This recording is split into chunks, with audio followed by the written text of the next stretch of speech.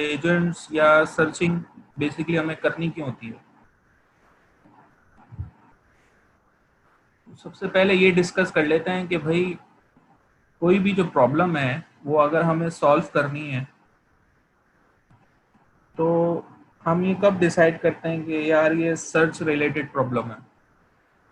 तो उसके लिए थोड़ा सा हम एक कॉन्सेप्ट कंसिडर करते हैं। आप लोगों ने गेम्स वगैरह खेले होंगे वेबसाइट्स पे।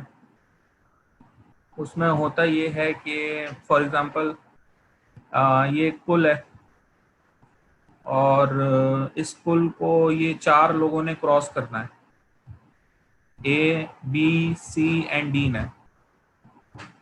तो अब ये जो इन 4 लोगों ने क्रॉस करना है तो इसकी कुछ शराइत हैं। अच्छा है क्या कि जाहिर है यहाँ पर समझेंगे कुछ अंधेरा हो रहा है और एक वक्त में 2 लोग जा सकते हैं और जाने के लिए उनको फ्लैश लाइट का इस्तेमाल करना होगा। तो मतलब ये कुछ इस किस्म का गेम है, आपने अक्सर जगहों पे इसको गेम को खेलते हुए देखा भी होगा। तो अब बेसिकली कॉन्सेप्ट ये है कि ए इस पुल को 1 मिनट में क्रॉस कर लेता है, बी को 2 मिनट लगते हैं। अब वो डिपेंडिंग ऑन बी का वेट हो सकता है ज़्यादा है या बी की एज ज़्यादा है तो वो थोड़ा स्लो चलता है। सी को ये पुल क्रॉस करने में 5 मिनट लगते हैं और डी को ये पुल क्रॉस करने में 10 मिनट्स लगते हैं। तो अब शर्त ये है कि एक वक्त में सिर्फ 2 लोग जा सकते हैं। मिसाल के तौर पे या तो ए और बी जा सकते हैं और या बी और सी जा सकते हैं या सी और डी जा सकते हैं या बी सी जा सकते हैं या ए सी जा सकते हैं या ए डी जा सकते हैं। अच्छा, प्रॉब्लम एक और इशू ये है कि जो भी जाएगा उसके साथ फ्लैश लाइट होना ज़रूरी है। तो अगर ए और बी जाते हैं मिसाल के तौर पे तो सी और डी नहीं जा सकते क्योंकि फ्लैश लाइट अब इस तरफ आ गई है। लिहाजा अब ए और बी में से कोई एक वापस आएगा फ्लैश लाइट लेके और किसी और को अपने साथ लेकर जाएगा। ठीक है। तो अब अगर मैं आपसे कहूं कि आपके ख्याल में ये चारों कितने मिनट्स में इधर पहुंच जाएंगे कम से कम, तो आपका क्या ख्याल है?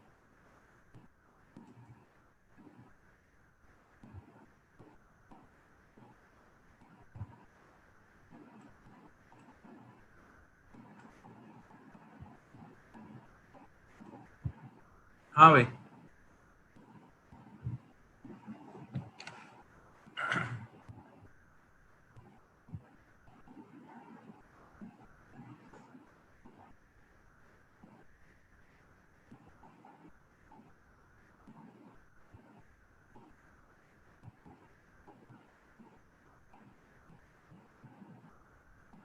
देखिए, प्रॉब्लम को समझें। प्रॉब्लम ये है कि इन चारों ने पुल को क्रॉस करना है।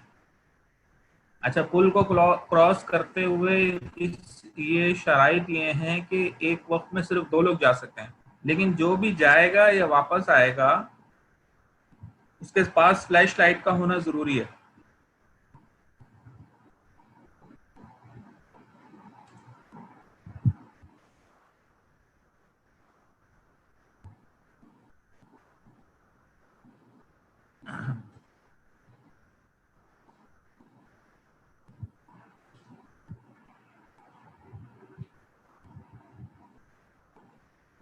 अच्छा देखिए, अब इसके पॉसिबल सॉल्यूशंस क्या क्या हो सकते हैं। जो शराइत हैं वो क्या हैं कि एक वक्त में 2 लोग ही जा सकते हैं, 2 से ज्यादा नहीं जा सकते।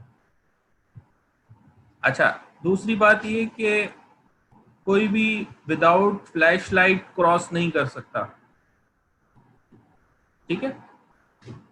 अब तरीका ये हो सकता है कि भाई अब ये जरा कलर भी नोट कर लेना, ए का कलर रेड है और ब्लू का कलर बी है। सही है। अब कॉन्सेप्ट ये है जनाब कि अगर ए और डी दोनों जाते हैं तो दोनों को जाने में 10 मिनट लगेंगे, क्योंकि डी की जो स्पीड है वो बहुत स्लो है, तो ए को उसके साथ जाना पड़ेगा। ठीक है। और अगर बी और सी, अब ये यहां पहुंच गए, अब ये बी और सी इधर नहीं जा सकते, अब होगा क्या कि ए को वापस आना पड़ेगा।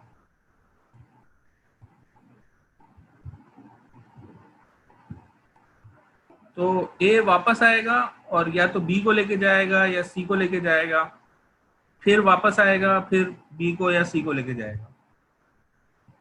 तो इस तरीके से ये चार जो है ना, ये पुल क्रॉस कर सकते हैं।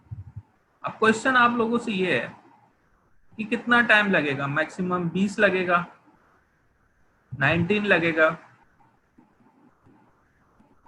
तो इसका सोल्यूशन क्या है बेसिकली, देखें सोल्यूशन ये है कि सबसे पहले ए और डी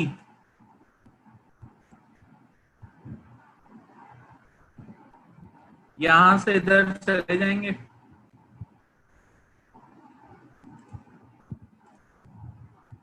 और इसमें लगेंगे 10 मिनट। फिर क्या होगा, ए वापस आ जाएगा, तो ये हो गए टोटल 11 मिनट। अच्छा, फिर क्या होगा कि ए सी के साथ वापस चले जाएगा, तो ये लगेंगे 5 मिनट। ठीक है। और फिर ए वापस आएगा और ए और बी जाएंगे, तो ये हो जाएंगे जनाब, चारों वो आगे पहुंच जाएंगे। अभी 10 मिनट लगे, फिर ये वापस आया, फिर 5 मिनट लगे, फिर ये वापस आया, फिर 2 मिनट लगे, ये होगा टोटल 19 मिनट लगे। एक सोल्यूशन ये है, लेकिन क्या ये ऑप्टिमल सोल्यूशन है? क्या ये बेस्ट सोल्यूशन है? इससे कम नहीं हो सकता? तो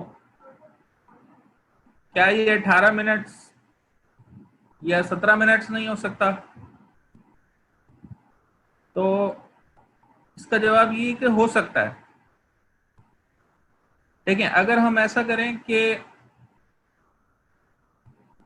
अगर ए और बी चले जाएं, तो इसमें लगेंगे 2 मिनट। फिर ए वापस आ जाता है, ये 1 मिनट ये लग गया। फिर ए और डी चले जाएं, बी और डी चले जाएं सॉरी, तो इसमें लगेंगे 10 मिनट। फिर बी वापस आ जाए और फिर ए और बी चले जाएं, तो यहां पर लग रहे हैं 17 मिनट्स। यानी सबसे पहले ए और बी चले गए और ए वापस आ गया, फिर ए और डी चले गए, फिर बी वापस आ गया। तो ये जो ऑप्शन रिजल्ट आ रहा है आपके पास, इसमें टोटल 17 मिनट लग रहे हैं। तो कोई भी जो प्रॉब्लम होती है, उस प्रॉब्लम को सॉल्व करने के लिए कोई एक सोल्यूशन होता नहीं है, एक से ज्यादा सॉल्यूशंस होते हैं। उसमें से बेस्ट सोल्यूशन कौन सा होता है?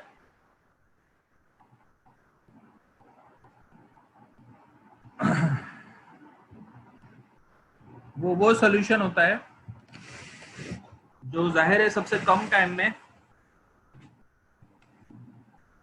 ऐड हुआ। आइए मैं दोबारा से करके दिखा देता हूं आपको।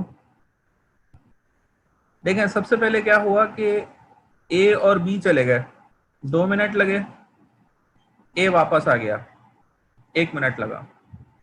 ठीक है। अब सी और डी चले गए, जब सी और डी चले गए तो जाहिर है 10 मिनट लगे। ठीक है। अब की बार बी वापस चला गया और ए और बी वापस आ गए।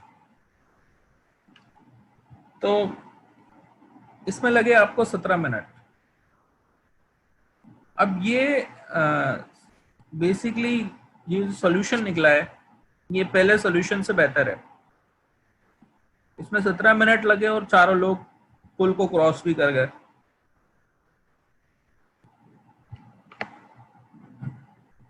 तो जितनी भी हमारे पास प्रॉब्लम्स आती हैं, हर प्रॉब्लम को अगर हम उसके ऊपर गौर करें तो उसका कोई ना कोई बेस्ट ऑप्टिमल सॉल्यूशन होता है और वही हमें ढूंढना होता है।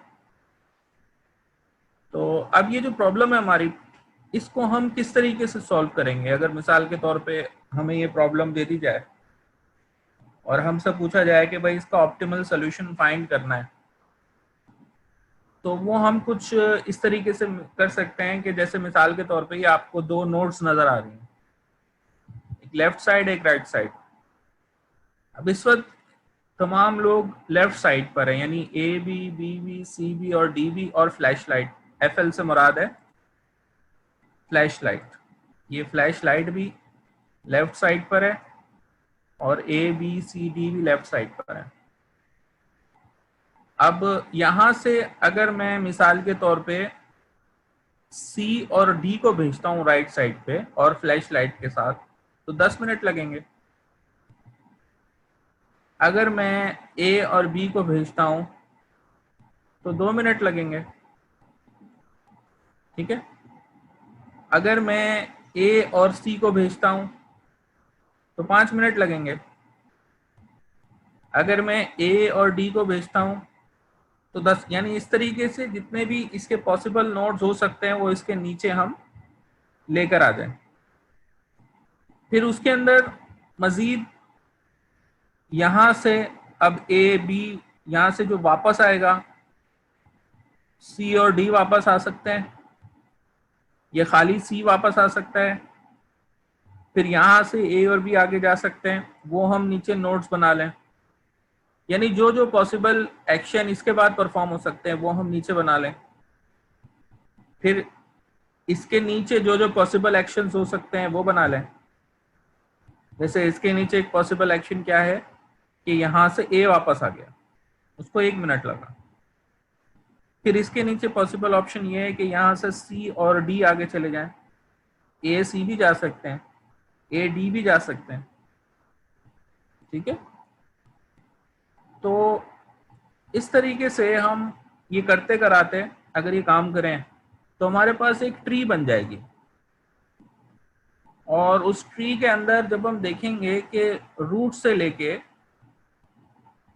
जो लीफ है उस तक पहुंचने का सबसे कम रास्ता कौन सा है, तो हमें वो सोल्यूशन मिल जाएगा जिस सोल्यूशन की मदद से हम कम से कम वक्त में ये पुल क्रॉस कर सकते हैं। समझ में आ रही मेरी बात? तो यही बेसिकली तरीका है जिसकी मदद से हम एक सर्चिंग की प्रॉब्लम को सिस्टमैटिक फैशन में सॉल्व कर सकते हैं। जैसे अभी हमने 17 मिनट में जो सॉल्व किया था वो एक्चुअली कुछ इसी तरीके से होगा कि रूट से स्टार्ट करेंगे, फिर जो जो नोड्स हमें मिलती जाएगी, ये वाले जो यहाँ पर है वो हम तकरीबन 17 मिनट में पुल को क्रॉस करके पहुंच गए। तो यही वो तरीका है जिसकी मदद से हम एक सिस्टमैटिक वे में सर्च प्रॉब्लम को सॉल्व कर सकते हैं। ठीक है। आई होप कि आपको बात समझ में आ गई है। अच्छा, अब थोड़ा सा आ जाते हैं अपना सर्च एजेंट्स के ऊपर कि सर्च एजेंट्स क्या होते हैं। ये तो अभी हम थोड़ा सा गेम खेल रहे थे और बात को समझने की कोशिश कर रहे थे। तो ये आपको याद होगा कि पिछली क्लास में हमने डिस्कस किए थे जनाब गोल बेस एजेंट्स। ठीक है। कोई मुझे बताएगा गोल बेस एजेंट्स कौन से होते हैं भाई?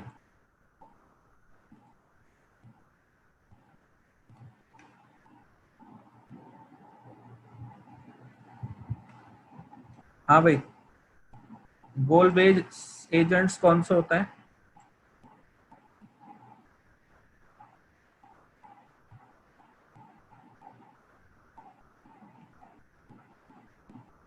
हाँ, गोल बेस एजेंट और यूटिलिटी बेस एजेंट और सिंपल रिफ्लेक्स एजेंट हमने एक एजेंट और पढ़ा था। तो गोल बेस एजेंट का मकसद सिर्फ होता है कि वो उसको गोल पे पहुंचना होता है, ठीक है। तो जैसे हमने वैक्यूम क्लीनर एजेंट एग्जांपल पढ़ी थी, तो वो एक रिफ्लेक्स एजेंट था। वो क्या कर रहा था कि based on action state change कर रहा था। आज बेसिकली हम कुछ गोल बेस एजेंट पढ़ने की कोशिश करेंगे, और उसमें हम सर्चिंग के प्रॉब्लम्स को जरा फोकस करेंगे, ठीक है। गोल बेस एजेंट हर किस्म की प्रॉब्लम्स के लिए हो सकते हैं, लेकिन आज जो हमारा फोकस है वो सर्चिंग के प्रॉब्लम को है। जी बिल्कुल सही है। गोल बेस एजेंट्स होते क्या हैं, अगर हम थोड़ा सा रिकॉल करें तो ये किसी भी स्टेट के ऊपर कोई ऐसा एक्शन चूज करते हैं जो उन्हें गोल की तरफ लेके जाए, ठीक है। यानी ये जो एजेंट होता है हमारा, ये एजेंट एक्चुअली करता क्या है, ये कुछ एक्शंस परफॉर्म करता है और उन एक्शंस की बेसिस पे स्टेट चेंज हो जाती हैं, ठीक है। मिसाल के तौर पे आपको वैक्यूम क्लीनर याद होगा, वो ए में था, वो राइट एक्शन परफॉर्म करता है तो बी में चला जाता है, बी में ए एक्शन परफॉर्म करता है तो वापस ए में आ जाता है, लेफ्ट एक्शन परफॉर्म करके वापस ए में आ जाता है, ठीक है। तो अब एजेंट के सामने बहुत सारे ऑप्शंस होते हैं, बहुत सारे एक्शंस होते हैं। तो गोल बेस एजेंट ये करता है कि वो वाला एक्शन सेलेक्ट करता है जो उसे गोल स्टेट की तरफ लेके जाए। गोल स्टेट से मुराद वो स्टेट जो हमारा गोल है, जहां तक हमें जाना है, ठीक है। इनिशियल स्टेट वो स्टेट होती है जहां से एजेंट स्टार्ट होता है, ठीक है। तो हमने करना क्या है कि हमने फॉर्मलाइज करना है सर्च प्रोसेस को through a set of possible solutions. क्या मतलब है? देखिए, मिसाल के तौर पे ये एक मेज है, सर्चिंग प्रॉब्लम है। इस मेज के अंदर ये इसकी इनिशियल स्टेट है,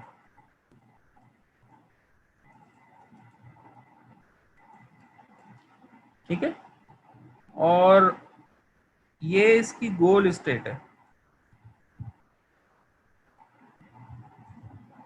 यानी आपने यहां से चलना है और यहां तक आना है। अब ये प्रॉब्लम सॉल्व होगी बाय यूजिंग सर्चिंग, ठीक है। अब एजेंट इस प्रॉब्लम को कैसे सॉल्व करेगा? एजेंट क्या करेगा कि यहां से चलेगा, इधर आएगा। अब यहां पर इसके पास पॉसिबल एक्शंस क्या क्या है? यहां पर इसके पास एक ही पॉसिबल एक्शन है कि राइट पे चला जाए, तो ये राइट पे चला जाएगा। अच्छा, इधर आने के बाद इसके पास पॉसिबल एक्शंस क्या क्या है? वो एक ही है कि नीचे चला जाए, ये नीचे आ जाता है। अब यहां पर इसके पास दो चॉइसेस हैं, या तो ये इस तरफ चला जाए या ये इस तरफ चला जाए, ठीक है। तो ये एजेंट क्या करेगा कि इस तरफ जाके देखेगा या इस तरफ भी जा सकता है, दोनों पॉसिबिलिटीज हैं। अगर ये इस तरफ जाता है तो ये अपने पास इस चीज को रिकॉर्ड कर लेगा कि यहां पर मैंने ये डिसीजन लिया था कि भाई हम इस तरफ चले गए थे, और यहां पर जाने के बाद इसको जब ये एंड मिल जाएगा तो अगली दफा ये फिर शुरू से स्टार्ट करेगा, और यहां पर पहुंचने के बाद क्योंकि इसको याद है कि यहाँ से लास्ट टाइम मैं इस तरफ गया था, ये अब इस तरफ जाएगा। अब यहाँ पर इसके पास 3 पॉसिबिलिटीज है, या तो इधर चला जाए, या इधर चला जाए, या इधर चला जाए। ये इनमें से कोई सी भी पॉसिबिलिटी चूज करेगा, और इन केस अगर जैसे इसको यहाँ पे दोनों पे डेड एंड मिलेंगे, तो ये दोनों अटेम्प्ट करने के बाद, या हो सकता है अटेम्प्ट करने से पहले ये इधर निकल जाए। तो इस तरीके से ये स्टेप बाय स्टेप आगे बढ़ता जाएगा, और जैसे ही इसको कोई डेड एंड मिलेगा ये फिर दोबारा से शुरू हो जाएगा। लेकिन अगली दफा ये वो मिस्टेक नहीं करेगा कि वो डेड एंड वाले रूट पे नहीं जाएगा। ये मिसाल के तौर पे पहली दफा ये चला तो ये यहां से चलते चलते इधर आ गया, ठीक है, यहाँ पर इसको डेड एंड मिला, तो अब इसको ये डेड एंड मिला, तो डेड एंड इसलिए मिला कि यहां पर इसने इस तरफ जाने का सोचा था। तो अब की दफा ये यहां से इस तरफ नहीं जाएगा बल्कि इस तरफ जाएगा, ठीक है। तो लेकिन दोबारा शुरू से शुरू करेगा। अब की दफा देखिए यहां से चला तो यहां इसको डेड एंड मिल गया। अब इसको डेड एंड इसलिए मिला कि यहां पर इसने डिसीजन ये लिया था कि इस तरफ जाए, ठीक है। क्योंकि इसको डेड एंड मिल गया तो अब ये दोबारा शुरू से जाएगा और स्टार्ट करेगा, और अब की दफा ये यहां से ये रूट चूज कर लेगा। तो यहां से ये रूट चूज करते हुए ये देखेंगे गोल पर पहुंच गया। जरूरी नहीं है कि ये भी गोल पे जाए, हो सकता है यहां से ये यूं निकल जाता तो फिर ये दोबारा शुरू से आता। बहरहाल तो ये एक सर्च एजेंट की एग्जांपल है जो कि क्या कर रहा है, इनिशियल स्टेट से शुरू हो रहा है और गोल स्टेट तक जा रहा है। मेरी बात समझ में आ रही है?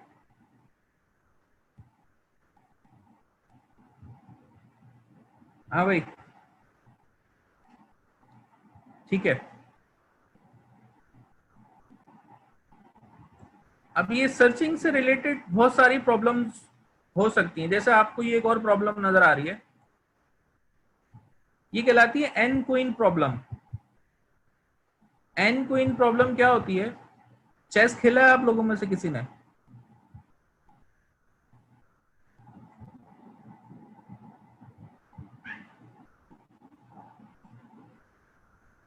अच्छा, नहीं खेला। चेस में जो क्वीन होती है, क्वीन की खास बात ये होती है कि क्वीन हर डायरेक्शन में जा सकती है। मिसाल के तौर पे ये जो क्वीन है ये यहां भी जा सकती है, यहां भी जा सकती है, यहां भी जा सकती है। हर डायरेक्शन में इसके लिए पॉसिबिलिटी है, ठीक है। इसके लिए ये भी पॉसिबल है कि ये इस डायरेक्शन में चली जाए,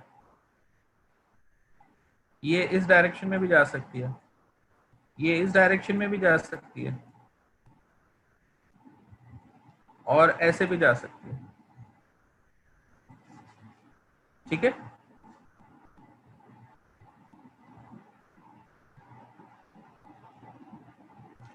जी, गोल बेस एजेंट का यही काम होता है मिर्जा मोहम्मद साहब। और मैं ये बता रहा था ब्लैक और वाइट क्या है, ये तो कोई ऐसा वो खास वो नहीं है। क्वीन जो है वो वाइट में भी जा सकती है, ब्लैक में भी जा सकती है, लेकिन कुछ खास चीजें होती हैं जो ब्लैक में है तो ब्लैक में ही रहती हैं, और वाइट में है तो वाइट में ही होती हैं, लेकिन क्वीन सब में जा सकती है। तो मैं ये बता रहा था कि क्वीन हर डायरेक्शन में जा सकती है, जैसे ये डायरेक्शन भी इसके लिए पॉसिबल है। तो एन क्वीन प्रॉब्लम ये है कि मिसाल के तौर पे ये आपके पास जो बोर्ड है ये 8x8 का है। 8x8 से मुराद इसमें 8 रॉज हैं और 8 कॉलम्स हैं। तो 8x8 के बोर्ड में हमें 8 क्वींस प्लेस करनी है, और इस तरह प्लेस करनी है कि कोई भी क्वीन किसी और क्वीन से टकरा ना रही हो। जैसे मिसाल के तौर पे मैं अगर क्वीन यहां प्लेस कर दूं तो ये जो क्वीन है ये इस क्वीन से टकरा जाएगी, तो ये सोल्यूशन नहीं है। अब आप यहां पर देखें कि इस बोर्ड में जितनी भी क्वींस हैं उनमें से कोई भी कोइन किसी और कोइन से टकरा नहीं रही है। सही है। तो ये इस प्रॉब्लम का सॉल्यूशन है। प्रॉब्लम क्या है? Place n coins on a board of size n by n such that no coin attacks the other coin. अब ये 8 है। अगर मिसाल के तौर पे ये 4x4 का बोर्ड होता तो उसमें हम फिर 4 क्वींस इस तरह रखते कि वो आपस में ना टकराती। ठीक है, ये कहलाता है जनाब एन क्वीन प्रॉब्लम। अब ये जो एन क्वीन प्रॉब्लम है, इसके लिए हमें कितने ऑप्शन को एक्सप्लोर करना पड़ेगा? अगर मैं इसको सॉल्व करना चाहूं तो किस तरीके से करूंगा? तो अगर हम अपनी स्टेप बाय स्टेप एक एक बोर्ड के ऊपर ऑप्शन को एक्सप्लोर करना शुरू करें तो हमें तकरीबन ये टाइम लगेगा। यानी पहली क्वीन के लिए अगर हम एक एक स्लॉट देखें, फिर दूसरी के लिए, फिर तीसरी के लिए, फिर चौथी के लिए, तो ये तकरीबन आपके पास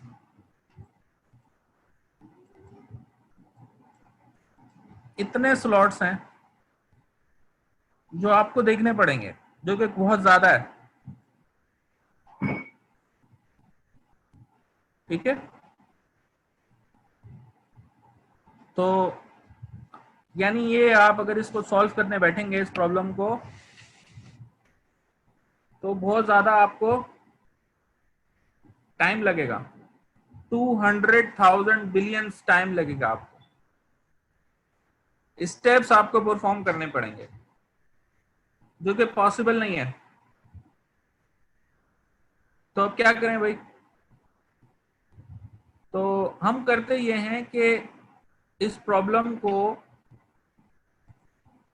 करते हैं। एक मिनट यार, मैं दोबारा से शेयर कर रहा हूं।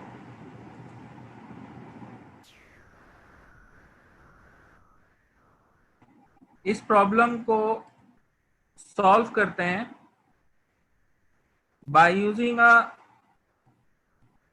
Search agent. सर्च एजेंट का काम क्या होता है? ये आपको इसका कोड नजर आ रहा है, और ये तकरीबन वही कोड है जो हमने गोल बेस एजेंट अगर देखा था लास्ट टाइम, ये तकरीबन वही है। तो ये प्रॉब्लम सॉल्विंग एजेंट क्या होता है? इसमें इनपुट क्या आता है? इसमें इनपुट आते हैं परसेप्ट, और ये रिटर्न क्या करता है? ये कोई एक्शन रिटर्न करता है। ठीक है, देखें इसमें जो चीजें आ सकती हैं,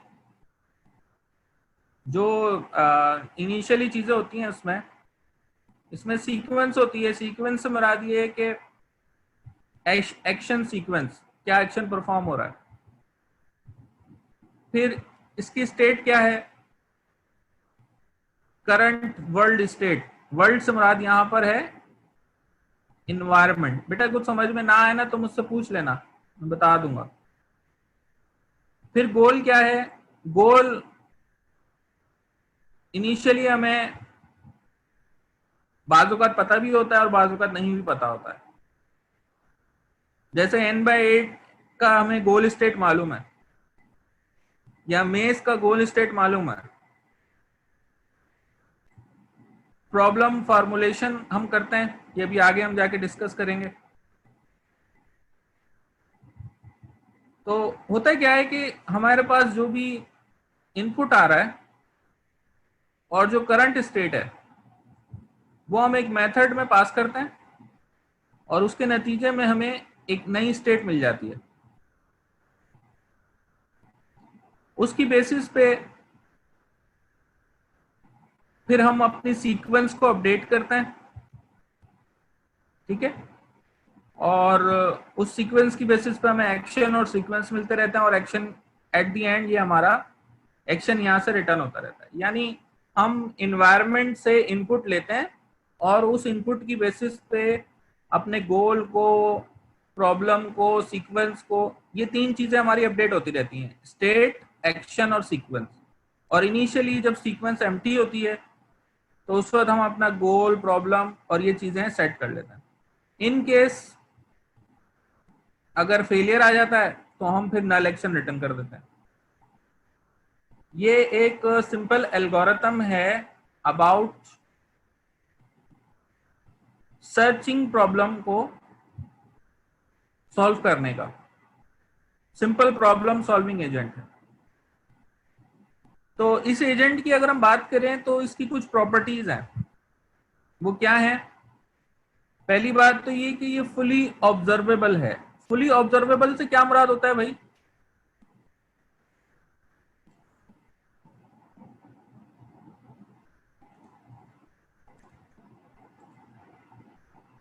हाँ भाई,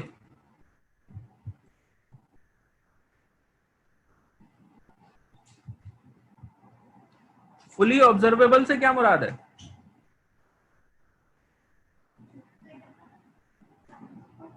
पेरेंट।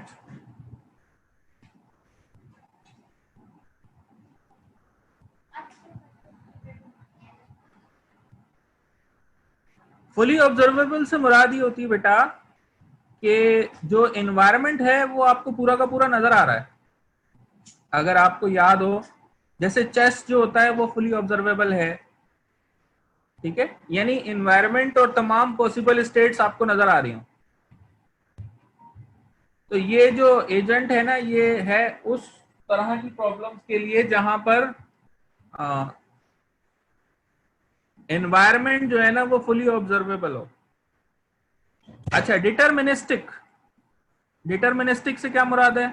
ये हमने लास्ट टाइम पढ़ा था।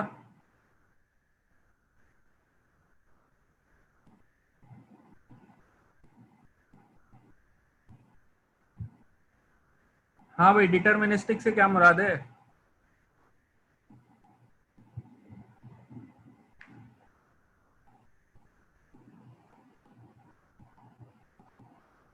हाँ, डिटर्मिनिस्टिक ये होता है कि हमें पता होता है कि जब हम कोई एक्शन परफॉर्म करेंगे तो उसके बाद कौन सी स्टेट पे जाएंगे।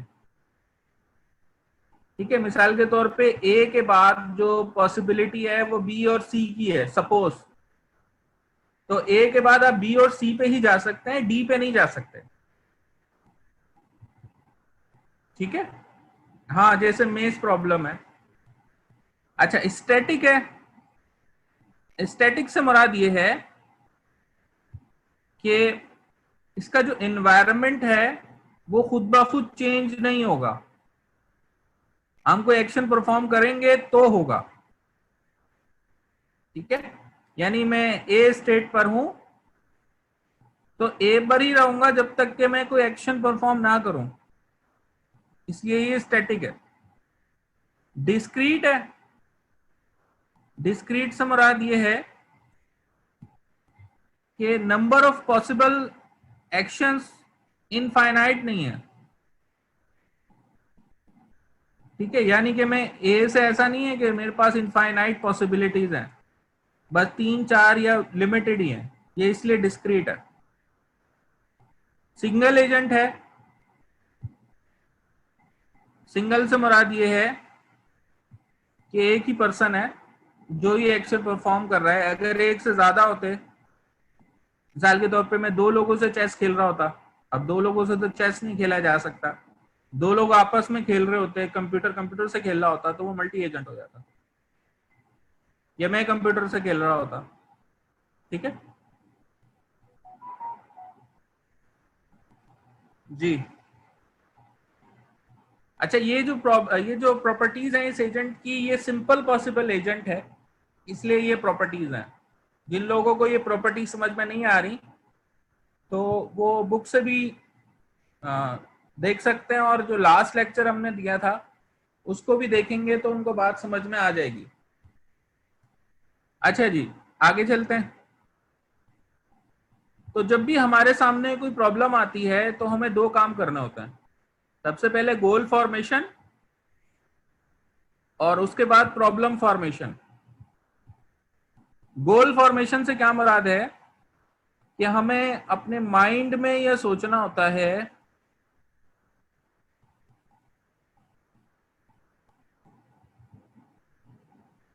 कि ये इस प्रॉब्लम का क्या सॉल्यूशन है, उस तक कैसे जाएंगे। ठीक है, प्रॉब्लम फॉर्मेशन क्या होती है अभी आगे वाली स्लाइड्स में देखेंगे। इनफैक्ट गोल फॉर्मेशन भी हम आगे वाली स्लाइड में थोड़ा डिटेल से देखेंगे। तो ये जो एजेंट है हमारा, ये प्रॉब्लम को दो स्टेजेस में सॉल्व करता है। सबसे पहले हम अपने दिमाग में, माइंड में ये प्लान करते हैं कि सॉल्यूशन की क्या क्या पॉसिबिलिटीज हो सकती हैं जिसके थ्रू वो सॉल्व होगा। और फिर सेकंड स्टेज के अंदर एजेंट क्या करता है कि वो एक प्लान डेवलप करता है और उसको एग्जीक्यूट करता है। इसको एग्जाम्पल के थ्रू समझते हैं। तो होता क्या है कि ये जो प्रॉब्लम फॉर्मेशन होती है, इसमें हम ये चीजें डिफाइन करते हैं, यानी कि स्टार्टिंग स्टेट, जहां से एजेंट हमारा स्टार्ट होगा। स्टेट स्पेस, स्टेट स्पेस से मुराद ये है कि ऑल पॉसिबल स्टेट्स का set reachable from the starting state. Starting state से कहां कहां हम जा सकते हैं, जितनी भी स्टेट्स है ना वो कहलाती हैं, उन सबका सेट जो है ना वो स्टेट स्पेस कहलाता है। फिर हर एक्शन की डेफिनेशन, हर वो एक्शन जो कि वर्ड की स्टेट को चेंज कर सकता है। वर्ड से मुराद यहां एनवायरमेंट है। सक्सेसर फंक्शन, सक्सेसर फंक्शन एक खास फंक्शन होता है जो किसी भी एक्शन का हमें इंपैक्ट बताता है। मिसाल के तौर पे मैं एक्शन ए परफॉर्म करूंगा तो उसकी क्या कॉस्ट होगी और वो हमें किस स्टेट पे लेके चला जाएगा, उसका क्या इंपैक्ट होगा, ये कौन बताता है? Successor function. Goal test, goal test एक फंक्शन होता है जो हमारी करंट स्टेट को गोल स्टेट से कंपेयर करके ये बताता है कि गोल अचीव हुआ कि नहीं हुआ। पाथ कॉस्ट, पाथ कॉस्ट एक फंक्शन होता है जो कोई भी पाथ हम चूज करते हैं, मिसाल के तौर पे ए टू बी। अब ए से आप बी पे जा रहे हैं और ए से आप सी पे भी जा सकते हैं, तो इसकी पाथ कॉस्ट अलग होगी, इसकी पाथ कॉस्ट अलग होगी। नहीं नहीं, ये याद नहीं करना बेटे, समझ लो इसको, रिलैक्स हो जाओ, टेंशन ना लो। मैं जो बोल रहा हूं वो समझ में आ रहा है?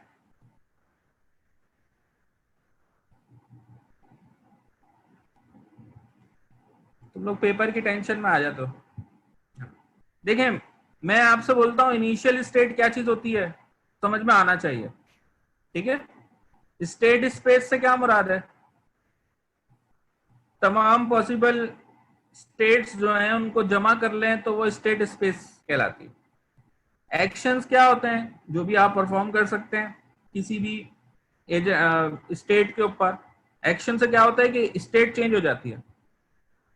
सक्सेसर फंक्शन जो आपको किसी भी एक्शन का इंपैक्ट बताता है कि इसका इंपैक्ट क्या होगा। गोल टेस्ट बेसिकली इससे मुराद ये है कि ये हम परफॉर्म करते हैं ताकि हमें पता चल जाए कि हम गोल पे पहुंच गए कि नहीं पहुंच गए। ठीक है, पाथ कॉस्ट बताती है कि भाई कोई भी आप पाथ चूज कर रहे हैं तो उसकी क्या कॉस्ट है। कि जितने भी सर्चिंग प्रॉब्लम है ना उनके अंदर ये हमें चीजें फाइंड आउट करनी होती हैं अगर हमें प्रॉब्लम को फॉर्मुलेट करना है तो।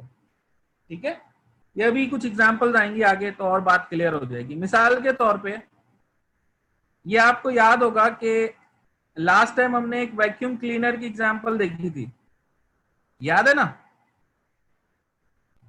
तो ये वैक्यूम क्लीनर का स्टेट स्पेस नजर आ रही है आपको। देखें, ये वैक्यूम क्लीनर है, ये इनिशियली दोनों रूम पाथ कॉस्ट और सक्सेसर फंक्शन में तो फर्क नहीं हुआ। नहीं, पाथ कॉस्ट बेसिकली कॉस्ट बताता है आपको। मिसाल के तौर पे कराची से हैदराबाद जाने में 100 किलोमीटर है और कराची से सक्कर जाने में 300 किलोमीटर है, ये कॉस्ट हो गई। सक्सेसर फंक्शन ये बताता है कि एक्शन ए परफॉर्म करने पे अगर मैं स्टेट ए पे एक्शन ए करूंगा तो कौन सी स्टेट आ जाएगी, और बी एक्शन करूंगा तो कौन सी स्टेट आ जाएगी। ठीक है, इंपैक्ट और कॉस्ट में फर्क है। सक्सेसर फंक्शन इंपैक्ट बताता है और पाथ कॉस्ट कॉस्ट बताता है। ये भी आगे एग्जांपल आएंगी बेटा तो बात क्लियर हो जाएगी। ठीक है, अच्छा आप लोग क्वेश्चन जो है ना वो ऑल पैनलिस्ट और अटेंडीज पे कर लिया करें ताकि आपके क्वेश्चन सबको नजर आए। ठीक है, आप पैनलिस्ट पे करते हैं तो वो सिर्फ मुझे नजर आ रहा होता है। मैं कह रहा था कि ये स्टेट स्पेस है वैक्यूम क्लीनर प्रॉब्लम की। देखें, इनिशियली हमारे पास दो रूम्स हैं, रूम ए और रूम बी।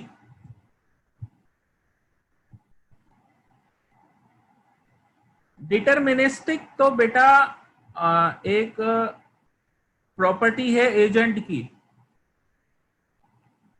डिटरमिनिस्टिक से मुराद ये होती है कि ऐसा एजेंट जिसमें जब मैं कोई एक्शन परफॉर्म करूं तो वो किसी और स्टेट पे मुझे ले जाए, लेकिन वो स्टेट डिटरमाइंड हुई हो, मतलब हमें पता हो। बाद वक्त ऐसा होता है कि हम किसी एजेंट के अंदर जब कोई एक्शन परफॉर्म करते हैं तो हमें पता नहीं होता कि इस एक्शन के बाद हम कहाँ चले जाएंगे, तो वो एजेंट फिर डिटरमिनिस्टिक नहीं होता। ये पिछली क्लास आपने जरा गौर से, अगर पिछली क्लास की आप जरा रिकॉर्डिंग एक दफा गौर से सुन लें तो बात समझ में आ जाएगी। अच्छा, ये स्टेट स्पेस है, इसमें जरा गौर से देखें तो अगर ये एजेंट यहां पर है इस वक्त, ये लेफ्ट एक्शन परफॉर्म करता है तो इसी रूम में रहेगा, राइट एक्शन परफॉर्म करेगा तो इसी स्टेट में आ जाएगा। ये एक डिफरेंट स्टेट है, ये डिफरेंट स्टेट है। तो ये अच्छा, यहां पर आने के बाद अगर ये राइट एक्शन परफॉर्म करेगा तो इसी स्टेट में रहेगा, और लेफ्ट करेगा तो इसी स्टेट में आ जाएगा। ये एक स्टेट है और ये भी एक स्टेट है। टोटल कितनी स्टेट्स हैं यहां पर?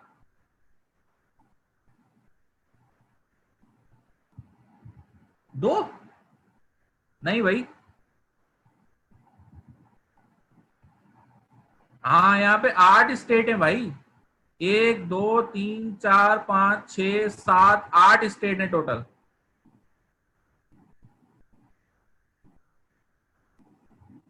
तो ये सेट ऑफ 8 स्पेस स्टेट्स है।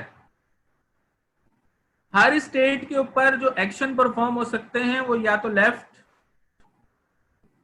या राइट या सक। तो आप देखें कि हर स्टेट पे तीनों एक्शंस के नतीजे में क्या होगा लिखा हुआ है। जैसे ये स्टेट 1 है, सपोज 1 स्टेट है ये। तो अब ये जो 1 स्टेट है, इस पे लेफ्ट करूंगा तो इसी पे रहूंगा, राइट करूंगा तो सेकंड स्टेट पे आ जाऊंगा, और अगर मैं इसमें सक करूंगा तो मैं थर्ड स्टेट पे आ जाऊंगा। समझ में आ रही बात? यानी मैं आपसे कहूं कि पहली स्टेट से मैं कहां कहां जा सकता हूं तो क्या बताएंगे मुझे आप?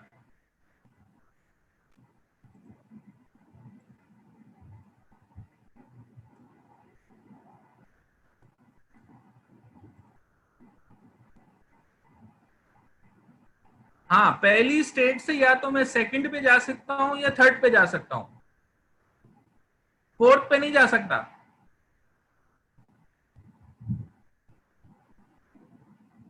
समझ में आ रही बात? नहीं 3 and 3 नहीं, 2 and 3। अगर मैं फर्स्ट स्टेट से राइट एक्शन परफॉर्म करता हूं तो सेकंड पे चला जाऊंगा। अगर मैं फर्स्ट स्टेट से सक ऑपरेशन परफॉर्म करता हूं तो 3 पे चला जाऊंगा। स्टेट चेंज हो रही है बेटा एक्शन परफॉर्म करने पे। ये लेफ्ट एक एक्शन है, राइट एक एक्शन है, और सक एक एक्शन है। तो हर स्टेट पे आप कोई एक्शन परफॉर्म कर सकते हैं। 4 पर क्यों नहीं जा सकते? 4 पर इसलिए नहीं जा सकते कि 1 से 4 पे जाने का तरीका आप मुझे बताएं। 4 ये वाली स्टेट है, तो 1 से मैं ऐसे जा सकता हूं कि 1 से मैं जाऊं 3 पर और 3 से जाऊं 4 पर, ऐसे तो जा सकता हूं, लेकिन डायरेक्ट 4 नहीं जा सकता। यानी अगर मैं आपको एक डायग्राम सी बना के दिखाऊं ना, तो मेरे पास स्टेट 1 है, ये स्टेट 1 है, ठीक है। स्टेट 1 से आइदर मैं 2 पे जा सकता हूं या 3 पे जा सकता हूं। ये 2 है, ये 3 है, ठीक है। अच्छा 2 से कहां कहां जा सकता हूं? अगर ये 3 है और ये 4 है, ये 5 है, ये 6 है, ये 7 है, और ये 8 है, तो 1 से जनाब 2 से कहां कहां जा सकता हूं मैं?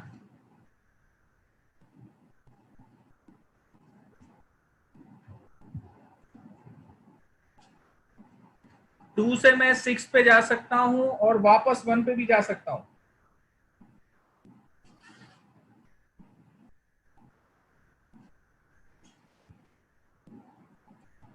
ठीक है।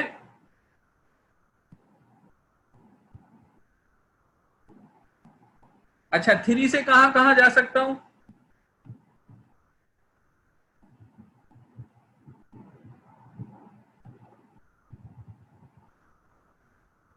थ्री से मैं 4 तक जा सकता हूं बस।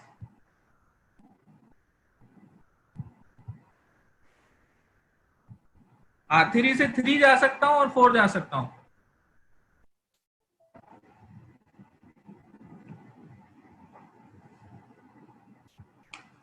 ठीक है, तो ये बेसिकली नहीं, 3 से आप 1 नहीं जा सकते। 3 पे 3 पॉसिबल एक्शंस हैं। देखिए 3 पे या तो आप ये परफॉर्म करेंगे लेफ्ट, या परफॉर्म करेंगे सक, या परफॉर्म करेंगे राइट। तो लेफ्ट और सक परफॉर्म करने से आप 3 पे ही रहेंगे, लेकिन राइट परफॉर्म करने पे आप 4 पे चले जाएंगे। तो ये चीज समझ लें कि यहां पर 8 स्टेट्स हैं, हर स्टेट पे आप 3 एक्शंस परफॉर्म कर सकते हैं।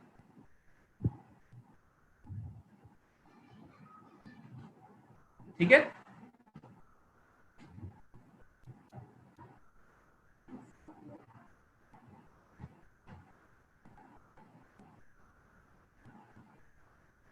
अच्छा तो ये 3 पॉसिबल एक्शंस क्या क्या हैं ये मैंने आपको बता दिए। वो 3 पॉसिबल एक्शंस बेसिकली आपके पास लेफ्ट, राइट और सक है। ये समझ में आ गई डायग्राम, या अभी भी इसमें कंफ्यूजन है? पूछ लें अगर प्रॉब्लम है तो।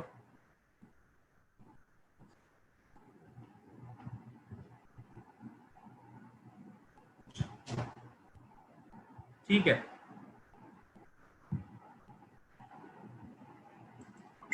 अच्छा अब सक बता दें। सक बेसिकली एक एक्शन है जो आप, यार आप लोगों ने क्लास पिछली ली नहीं है। अगर मैं मिसाल के तौर पे एक्शन 1 पर, स्टेट 1 पर हूं और स्टेट 1 पर मैं सक करता हूं, तो देखें ये रूम क्लीन हो गया, रूम ए क्लीन हो गया। ये क्लीन करने के लिए परफॉर्म होता है। ये एक्शन उस वक्त परफॉर्म किया जाता है जब रूम डर्टी हो। ठीक है, ये आपकी इनिशियल स्टेट है। और ये जो स्टेट है ना 7 और 8, ये आपकी गोल स्टेट है, क्योंकि यहां पर दोनों रूम क्लीन हो गए। यहां पे दोनों रूम डर्टी थे, यहां पे दोनों रूम क्लीन हो गए। समझ में आ गई बात? नहीं, बैक की पॉसिबिलिटी नहीं है बेटा। बात ये कि यहां से आगे कहां जा सकते हैं आप। अब आप एक गेम खेल रहे हैं, तो आप स्टेट ए से बी पे पहुंच गए हैं, तो बी से वापस ए पे नहीं आते। चले और एग्जांपल्स देखते हैं। तो इसको मैंने आपको एक्सप्लेन कर दिया अच्छी तरीके से। सबसे पहली चीज, इसमें स्टेट्स कौन कौन सी हैं। तो हमने देखा कि इसमें जनाब 8 स्टेट्स हैं। ठीक है, ये 2 की पावर 20, 2 मल्टीप्लाई बाय 2 नहीं है, ये असल में 2 मल्टीप्लाई बाय इस तरीके से है। इसमें से इनिशियल स्टेट आप 1 को भी ले सकते हैं और 2 को भी ले सकते हैं।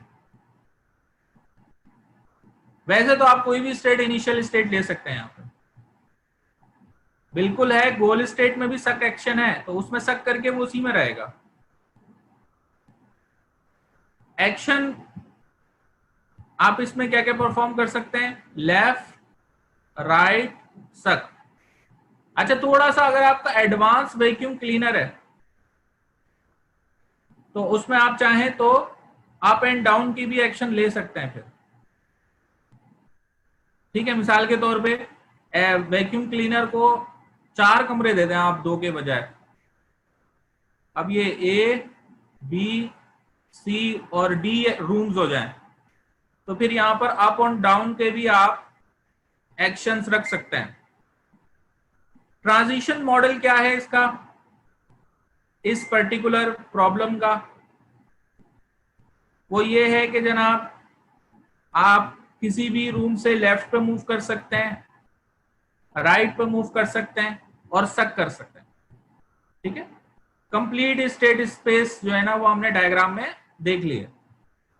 गोल टेस्ट क्या है कि जितने भी हमारे रूम्स हैं या स्क्वायर्स हैं वो क्लीन हो जाएं, ये गोल टेस्ट है।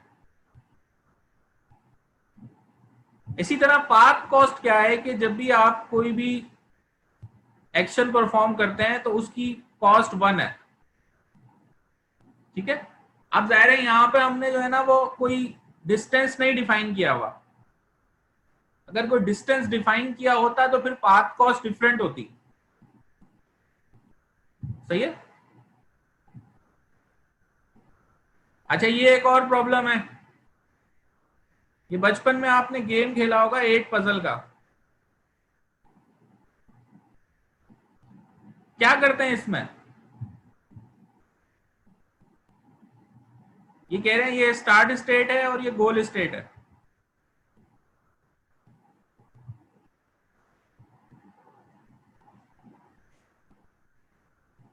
क्या प्रॉब्लम याद आई, क्या करते हैं इसमें? हाँ, इसमें हम अरेंज करते हैं इन नंबर्स को स्लाइडिंग के थ्रू, शफलिंग करके। और हमें ये स्टेट चाहिए होती है 1 2 3 4 5 6 7 8, ये गोल स्टेट है। स्टार्ट स्टेट कुछ भी हो सकती है। अब मिसाल के तौर पे हम 6 को इधर लेकर आएंगे, फिर 4 को इधर लेकर आएंगे, तो फिर ये जगह खाली हो जाएगी, तो 2 को इधर लेकर आएंगे, फिर 7 को इधर लेकर, यानी इस तरह हम शफल कर सकते हैं, रीअरेंज कर सकते हैं। करना ये है, ये कहलाता है 8 पजल प्रॉब्लम, क्योंकि इसमें टोटल 8 हमारे पास पॉसिबिलिटीज हैं। इसको थोड़ा इंक्रीज कर लें तो वो 16 पजल हो जाएगा, 32 पजल हो जाएगा, वो डिपेंड करता है। स्टेट क्या है यहां पर, जैसे नहीं, स्टार्ट में तो कुछ भी हो सकता है, इनिशियल स्टेट इसकी कुछ भी हो सकती है, ठीक है, लेकिन फाइनल स्टेट ये होनी चाहिए, ठीक है। तो इसमें क्या क्या स्टेट्स हो सकती हैं भाई? इसकी इनिशियल स्टेट क्या है? देखें, ये कहते हैं कि any state can be designated as initial state. Goal test क्या है कि भाई state matches the goal configuration shown in figure, other goal configuration are also possible, ठीक है। यानी ये भी हो सकता है इसमें कि भाई यहां पर 1 आ जाए, यहां पर 2 आ जाए और यहां एम्प्टी हो, वो भी गोल पॉसिबल है, ठीक है। अच्छा, एन कोइन प्रॉब्लम ये हम डिस्कस कर चुके हैं पहले। एन कोइन प्रॉब्लम में स्टेट क्या क्या होंगी? इसके अंदर स्टेट्स हो सकती हैं, असल में इसको आप प्रेजेंट करेंगे in the form of an array, ठीक है। जैसे एक एरे, मिसाल के तौर पे मैं 4x4 का एक एरे बना रहा हूं, ठीक है।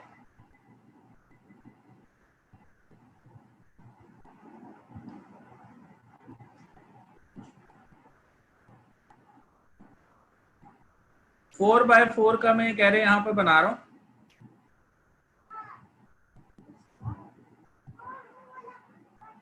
और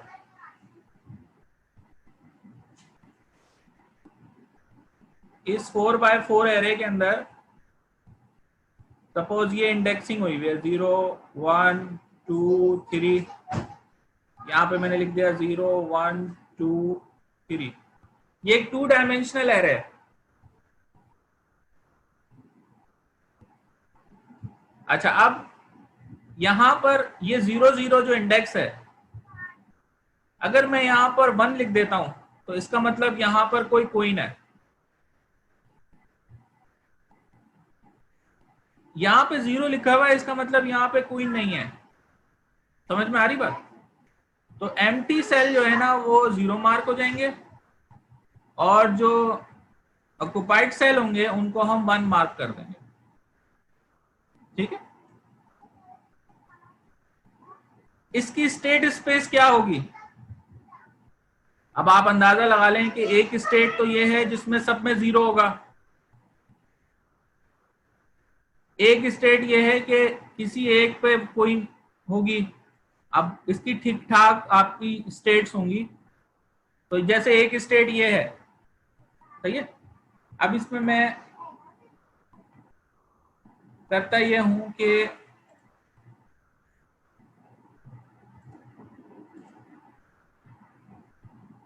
लेकिन यहां पे भी 0 लिख दिया मैंने, ये इसकी स्टेट है, एक स्टेट है जिसमें सब में 0 है। अब मैं इस पे एक एक्शन परफॉर्म कर रहा हूं। एक्शन क्या है कि कोइन को 0 0 पे प्लेस कर दो, तो उसके नतीजे में जो स्टेट आएगी वो डिफरेंट स्टेट होगी।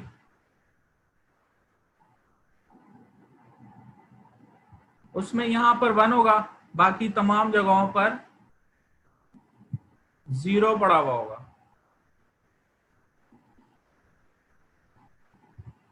ठीक है। तो एक स्टेट ये है और एक स्टेट ये है, तो ऐसी जितनी भी पॉसिबल स्टेट हैं वो सब मिला लें तो आपका बन जाएगा स्टेट स्पेस। आप इस चीज की टेंशन ना लें कि इसकी कोडिंग क्या होगी, आप कॉन्सेप्ट्स को समझे, मैं आपको कॉन्सेप्ट समझा रहा हूं कि स्टेट स्पेस क्या होती है। इनिशियल स्टेट क्या होगी इसकी? इनिशियल स्टेट इसकी होगी भाई कि तमाम, ये इनिशियल स्टेट है इसकी, ये इनिशियल स्टेट है, ठीक है। नो कोइंस ऑन बोर्ड, ये इनिशियल स्टेट है।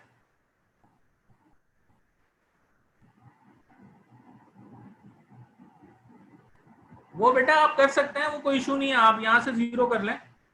अगर आप यहां से 0 1 2 3 कर लें तो फिर 0 0 ही हो जाएगा। बल्कि इस वाले के अंदर आप देखें तो इसने शायद यही किया हुआ है, 0 यहां से है, ये इस तरीके से ऐसे कर लें, कोई फर्क नहीं पड़ता। देखें ये तो डायग्राम बना रहे हैं ना हम, ये तो हम डायग्राम बना रहे हैं। एक्चुअली मेमोरी में तो किसी और तरीके से होता है ना, ठीक है। अच्छा, फिर एक्शंस क्या क्या परफॉर्म कर सकते हैं आप। एक्शन ये है कि आप किसी भी सेल के अंदर कोई कोइन ऐड कर दें, जैसे कि ये एक्शन मैंने परफॉर्म किया कि 0 0 पे कोइन ऐड कर दो। अच्छा, सक्सेसर फंक्शन क्या होता है। सक्सेशन फंक्शन आपको ये बताएगा कि भाई अगर मैं ये एक्शन परफॉर्म करूंगा इस स्टेट पर तो ये मिल जाएगी स्टेट, मुझे इंपैक्ट बताएगा मुझे। तो हम क्या करते हैं कि एक्शन परफॉर्म करने से पहले बाद औक़ात इंपैक्ट देखने के लिए सक्सेसर फंक्शन कॉल कर लेते हैं। गोल टेस्ट, ये गोल टेस्ट ये है कि भाई जैसे ये गोल है तो इसको मैं अपनी स्टेट से कंपेयर करूंगा, ये गोल टेस्ट है। बात समझ में आ रही है। हाँ भाई, क्लियर है।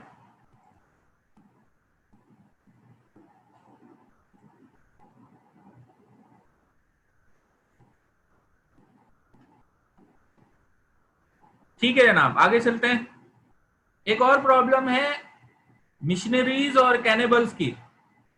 मिशनरीज और कैनिबल्स क्या है, ये भी एक आपने प्रॉब्लम गेम खेला होगा।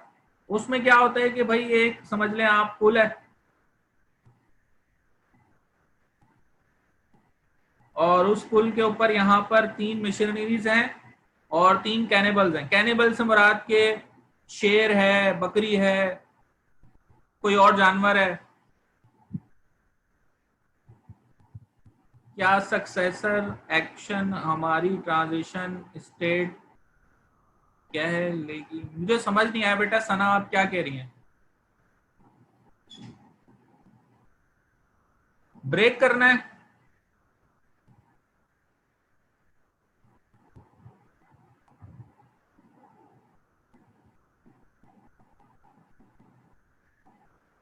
बस कितना पढ़ा दिया मैंने तुम लोगों को, तुम लोगों को ब्रेक की जरूरत पड़ गई है। अच्छा 10 बजे हम ब्रेक कर लेंगे, ठीक है।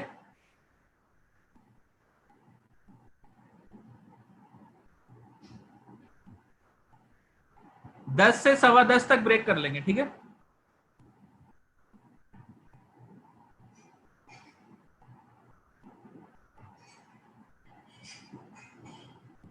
या 10:30 ऑफ चाहिए।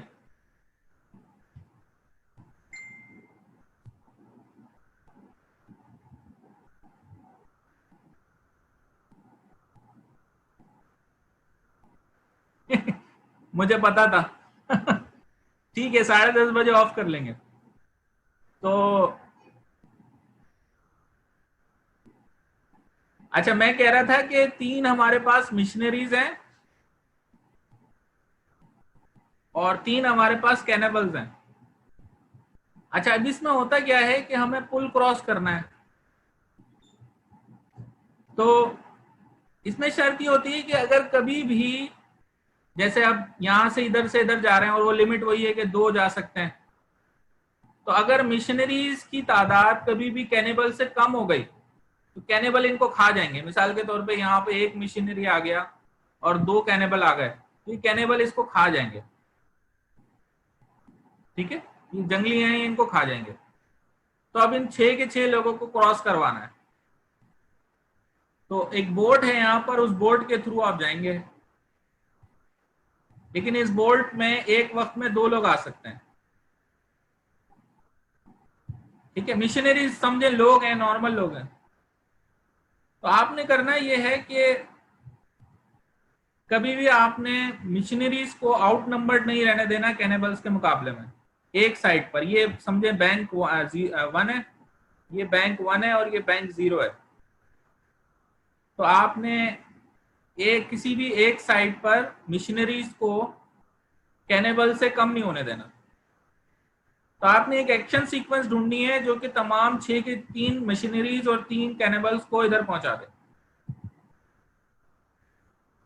हाँ, फिर उसमें ज़ाहिर है बोर्ड जाएगी तो वापस भी आएगी। जब वापस आएगी तो फिर ज़ाहिर है उसमें इश्यूज हो सकते हैं। तो ये सोल्यूशन ढूंढना है। तो इस प्रॉब्लम को अगर मुझे प्रॉब्लम फॉर्मेशन इसकी करनी है तो देखें ये इसका स्टेट स्ट्रक्चर लिखा हुआ है। इसमें जो एक्स है, एक्स से मुराद है मिशनरीज, वाई से मुराद है कैनिबल्स और जेड से मुराद है 1 या 0। 1 से मुराद है आप लेफ्ट पर हैं, 0 से मुराद है कि आप राइट साइड पर हैं। मिशनरीज और कैनिबल्स, अच्छा इसमें होगा क्या कि एक्स या तो 0 होगा या 1 होगा या 2 होगा या 3 होगा। ठीक है, एक्स वाई जेड के तमाम कॉम्बिनेशन इसका स्टेट स्पेस है। इनिशियल स्टेट इसकी 331 है। 331 से मुराद है कि लेफ्ट साइड पर 3 मिशनरीज हैं, 3 कैनिबल्स हैं लेफ्ट साइड पर। तो अब इसमें क्या होगा कि आप कोई भी एक्शन परफॉर्म करेंगे तो नतीजे में आप उसके नतीजे में एक नई स्टेट आ जाएगी। गोल ये है, गोल ये है कि यहां पर हमारे पास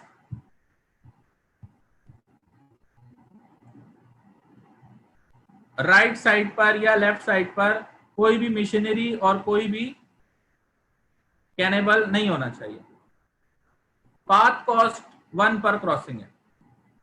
ठीक है, अभी आपने प्रॉब्लम फॉर्मेशन कर ली, सॉल्व इसको, आपको पता है आप गेम्स वगैरह खेलते रहे होंगे तो उसमें आपको अंदाजा हो जाएगा कि ये किस तरीके से सॉल्व होगा। यहाँ पे जो चीज हम समझ रहे हैं ना वो इन चीजों को समझ रहे हैं कि स्टेट स्ट्रक्चर क्या होता है, स्टेट स्पेस क्या होता है, इनिशियल स्टेट क्या होती है, सक्सेसर फंक्शन क्या होता है, गोल टेस्ट क्या होता है, पाथ कॉस्ट क्या होता है, ये समझना है सिर्फ। यानी मैं आपसे जो है अगर इस इनसे रिलेटेड कोई क्वेश्चन पूछता भी हूं तो मैं आपको एक प्रॉब्लम दूंगा और प्रॉब्लम देने के बाद मैं आपसे पूछूंगा भाई इसकी स्टेट स्ट्रक्चर बताओ, इसका स्टेट स्पेस बताओ, इसके इनिशियल स्टेट बताओ, सक्सेसर फंक्शन बताओ, गोल टेस्ट बताओ और पाथ कॉस्ट बताओ। बस मैं आपसे ये नहीं पूछूंगा ये सॉल्व कैसे होगा। ठीक है, और प्रॉब्लम वही होगी जो जाहिर स्लाइड में है, इनके अलावा थोड़ी होंगी। लोग टेंशन में आ जाते हो यार। बिलावल बेटा टेंशन ना लो, मैं सॉल्व करके आपके घर भिजवा दूंगा। सही है,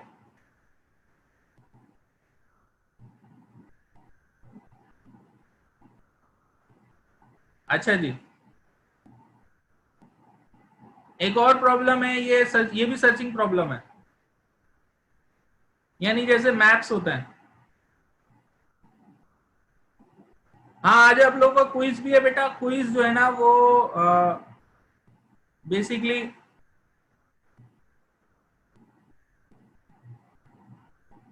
बेटा गूगल क्लासरूम के लिए आप यूट्यूब पे जाएं और वहां पे लिखें how to join Google classroom. सही है, वो आपको वीडियो मिल जाएगी, स्टेप बाय स्टेप फॉलो कर लीजिएगा।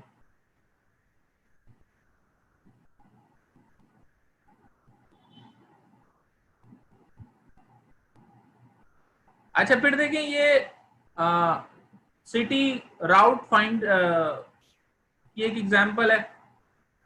इसमें स्टेट स्ट्रक्चर क्या होता है कि भाई ये एक सिटी से दूसरी सिटी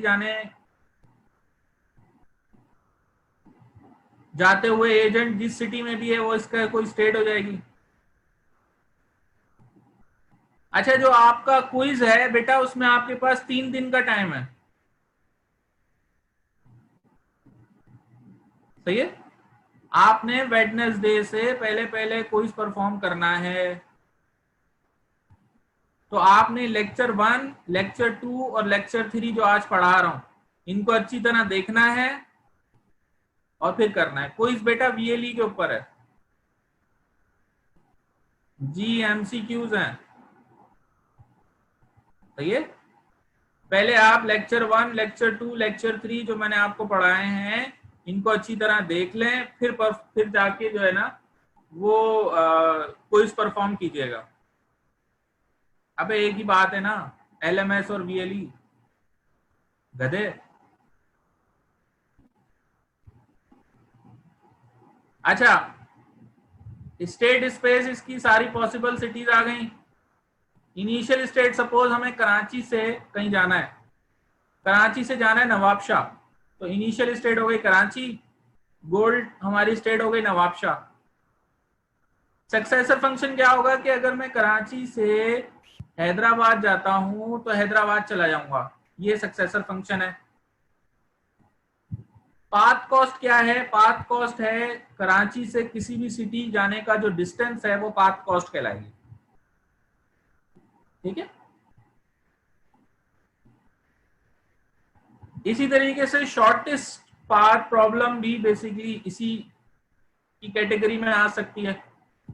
जो मैप पे आप ढूंढते हैं कि एक जगह से जाने के, भाई एक जगह यहां से आप ऐसे भी जा सकते हैं, इस रूट से भी जा सकते हैं और इस रूट से भी जा सकते हैं, तो दोनों में बेस्ट कौन सा है? सक्सेसर फंक्शन समझ नहीं आया भाई? सक्सेसर फंक्शन ये है कि मिसाल के तौर पे मोहम्मद साद है, अब साद को अगर मैं 60 मार्क्स देता हूं तो साद का सी ग्रेड आएगा। ठीक है, साद को 67 देता हूं तो सी प्लस आएगा। ठीक है, समझ में आ रही बात? तो सक्सेसर फंक्शन ऐसा होगा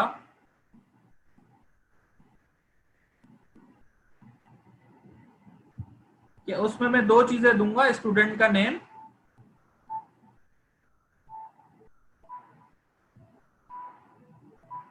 एक मिनट ठहरना। अस्सलाम वालेकुम सर। जी अल्लाह का शुक्र है।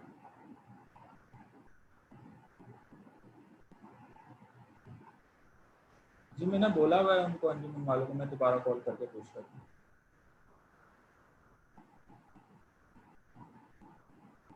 चले मैं देख।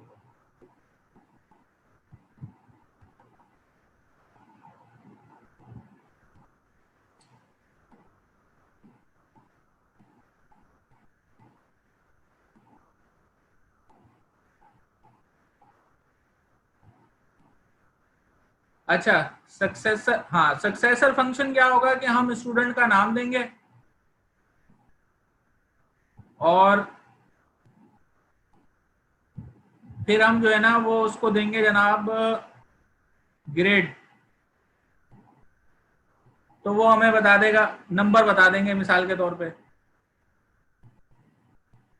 तो वो हमें बता देगा कि इसका इम्पैक्ट क्या होगा। समझ में आ रही बात? अच्छा, एक और प्रॉब्लम है वीएलएसआई। वीएलएसआई क्या है? Very large scale integration. एक प्रॉब्लम है जो कि ज्यादातर इलेक्ट्रॉनिक्स वगैरह में सॉल्व की जाती है कि आपने एक बोर्ड के ऊपर ये जो चिप है या ये जो मिलियंस ऑफ कंपोनेंट हैं,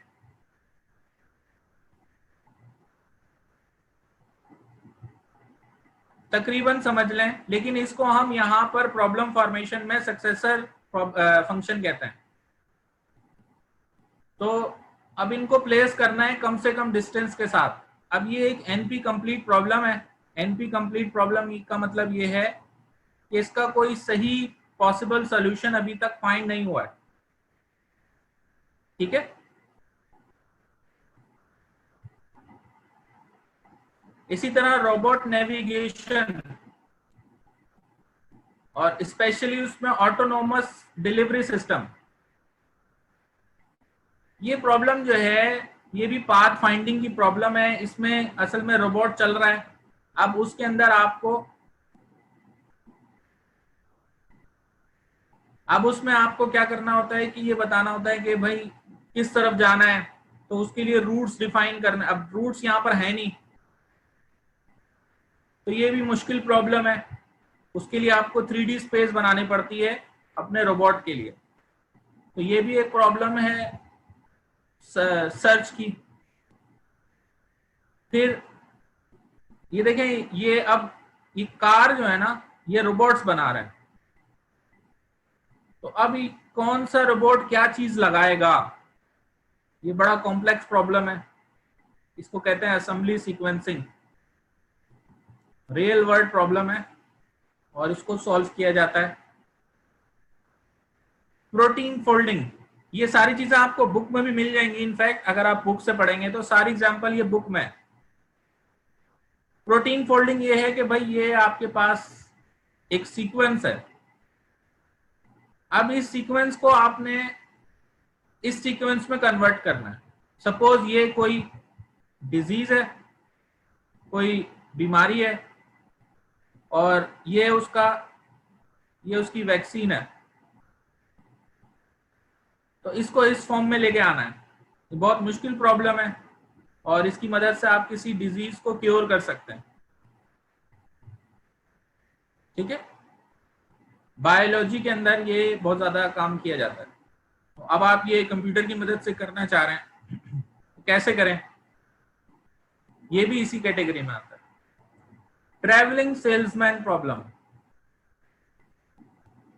इसमें क्या होता है कि इसमें मिसाल के तौर पे ये एक सिटी है, ये दूसरी सिटी है, ये तीसरी है, ये चौथी है। तो अब ये जो सेल्स पर्सन है, इसको हर सिटी पे जाना है।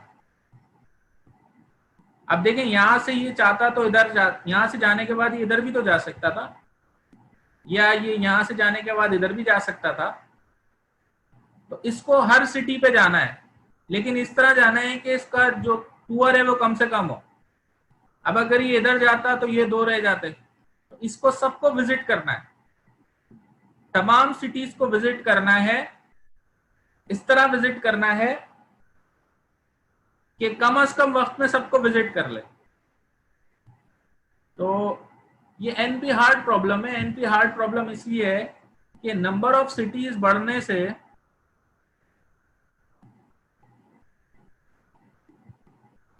वो बहुत तेजी से जो है ना, ये पाथ जो है ना वो निकलता है। एक तो शॉर्टेस्ट पाथ होता है from one city to other city, ये तो सही है, ये शॉर्टेस्ट पाथ प्रॉब्लम है।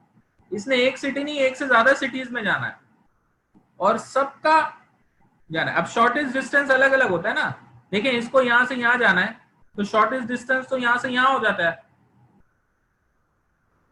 ठीक है, लेकिन इसको विजिट ये भी करना है। तो अब इसमें दो चीजें आ गई कि तमाम सिटीज को विजिट करना है और इस तरह विजिट करना है कि भाई टाइम भी ज्यादा ना लगे, कम से कम टाइम में हो जाए। ये शॉर्टेस्ट पाथ नहीं है, शॉर्टेस्ट टूर कहलाता है। तो बहुत मुश्किल प्रॉब्लम है और नंबर ऑफ सिटीज जैसे जैसे बढ़ती चली जाती हैं, ये और जो है ना कॉम्प्लेक्स होता चला जाता है। तो ये हमने थोड़ी सी एग्जांपल्स देख ली, ठीक है। अब थोड़ा सा और आगे चलते हैं। अभी हमने एक चीज डिस्कस करी, स्टेट स्पेस।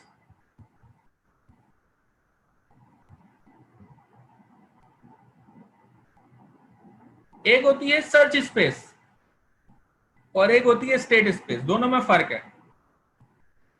स्टेट स्पेस होती है, it represents all the states the world can be configured in.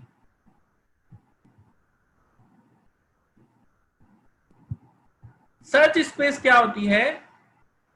An abstract configuration represented by a search tree और ग्राफ ऑफ पॉसिबल सॉल्यूशन। देखें, स्टेट स्पेस जो होती है ना, उसमें हर तरह की स्टेट होती है। सर्च स्पेस में हम उसको ट्री या ग्राफ की मदद से डिफाइन करते हैं। मिसाल के तौर पे मैं सपोज मैं कराची में हूँ, कराची से मैं लाहौर जा सकता हूँ, कराची से मैं हैदराबाद जा सकता हूँ, कराची से मैं सक्खर जा सकता हूँ, ठीक है। तो ये अब मैं एक ट्री की मदद से डिफाइन कर रहा हूँ। अच्छा, अब हैदराबाद से मैं कहाँ कहाँ जा सकता हूँ? सत्तर से मैं कहां कहां जा सकता हूं, या मैं ग्राफ बना लूं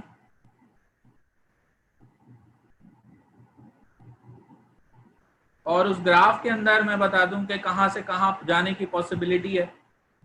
ये कहलाती है सर्च स्पेस। वो चाहे आप,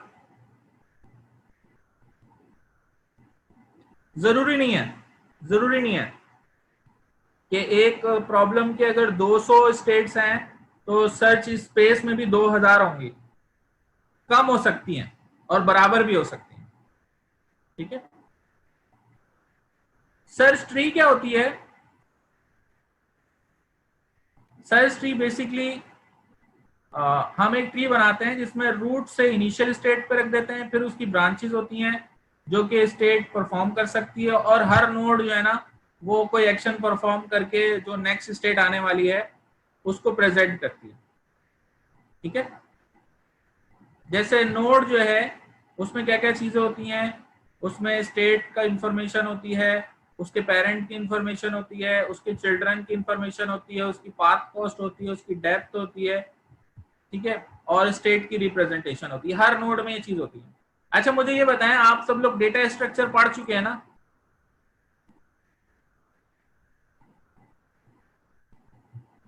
अच्छा DAA पढ़ चुके हैं आप लोग? Design and analysis of algorithm.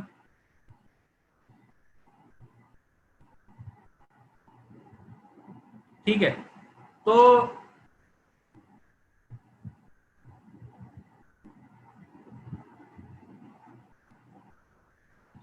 अच्छा DAA पढ़ रहा है, चलें।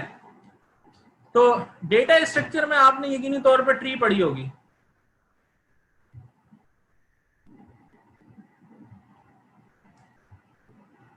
तो ट्री जो है उसमें आपने नोड्स पढ़े होंगे।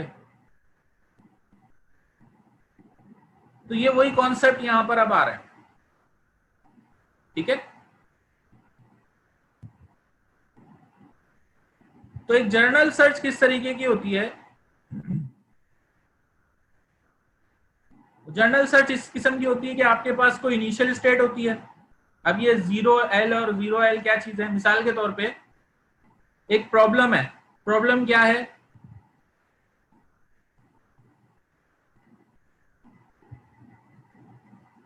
प्रॉब्लम ये है कि भाई मेरे पास सपोज 3 जग हैं।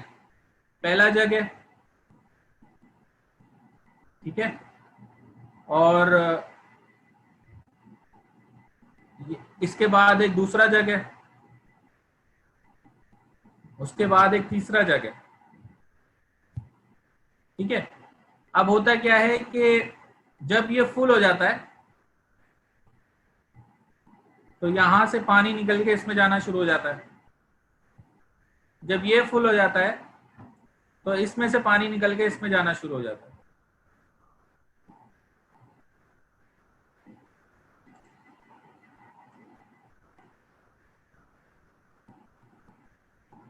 एक मिनट यार।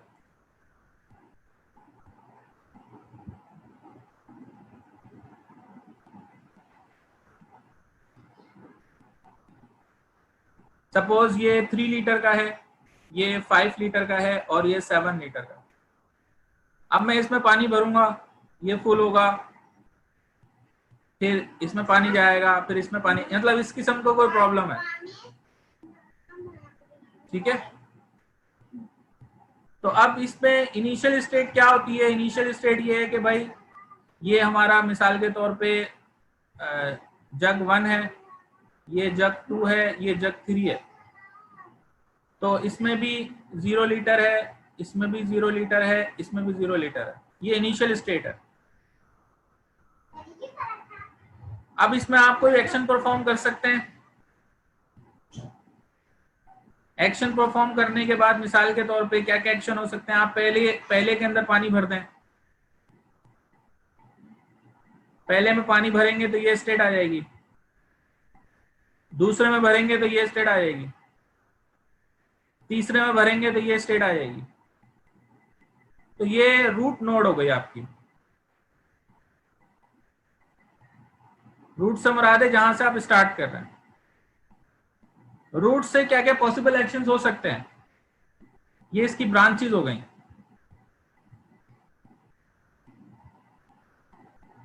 ठीक है, इसमें रूट भी नोड है, इसकी ब्रांचेस भी सारी नोड्स हैं। अच्छा, अब यहां से क्या क्या हो सकता है अगर आप इसको एक्सपेंड करते हैं, इसको एक्सपेंड करेंगे तो यहां से क्या क्या पॉसिबिलिटीज हैं कि इसको भरने के बाद अब ये भरी जा रही है, या इसको भरने के बाद ये वाली भरी जा रही है, या आपने किया ये है कि जग 1 से जग 2 में ट्रांसफर कर दिया, यानी इसका पानी इसमें ट्रांसफर कर दिया। एक पॉसिबिलिटी ये भी है। अब देखें स्टेट स्पेस के हिसाब से देखते हैं हम, तो जग 1 से यहां भी ट्रांसफर कर सकते थे, लेकिन वो जरूरी नहीं है कि हमारी सर्च ट्री में भी आए। यानी पॉसिबल सोल्यूशन ये डिपेंड करता है आप करना क्या चाह रहे हैं, एल्गोरिथम क्या है, प्रॉब्लम क्या है, प्रॉब्लम किस किस्म की है, उस सारी चीजों पे ये सारी चीजें डिपेंड करती हैं। अब यहाँ एक इंपॉर्टेंट कॉन्सेप्ट समझ लें जो कि आगे हमें समझ में आएगा। आगे जो हम चीजें देखने जा रहे हैं उसके लिए बड़ी इंपॉर्टेंट है। देखें, कोई भी जो ट्री होती है, सर्च ट्री, तो जब हम उसमें सर्चिंग कर रहे होते हैं तो हम उसकी जो नोड्स होते हैं ना उनको 3 कैटेगरीज में डिवाइड करते हैं।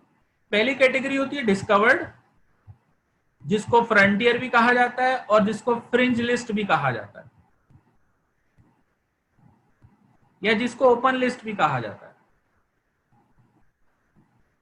दूसरी होती है एक्सप्लोर्ड, जिसको क्लोज लिस्ट कहा जाता है या एक्सप्लोर्ड कहा जाता है, एक्सप्लोर्ड सेट।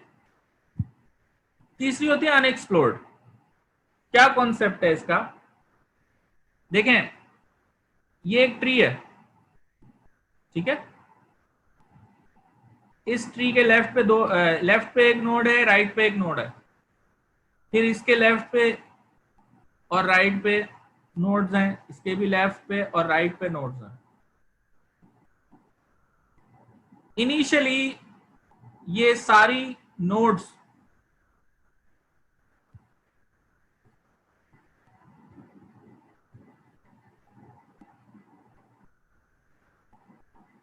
ये होंगी कैटेगरी 3 में, यानी कि अनएक्सप्लोर्ड में। ठीक है, अनएक्सप्लोर्ड से ये जब भी हम, अब जैसे हम ए पर पहुंचे, तो जब हम ए पर पहुंचेंगे ना तो ए आ जाएगी डिस्कवर्ड में। पहले ये 3 में होंगी सारी, और फिर जैसे हम ए पर जाएंगे तो ए आ जाएगी डिस्कवर्ड में। अब डिस्कवर्ड और एक्सप्लोर्ड का कॉन्सेप्ट समझ लें। जब हम ए पर पहुंचेंगे तो ए से मिसाल के तौर पे हम आ गए बी पर, तो बी भी आ जाएगी डिस्कवर्ड में।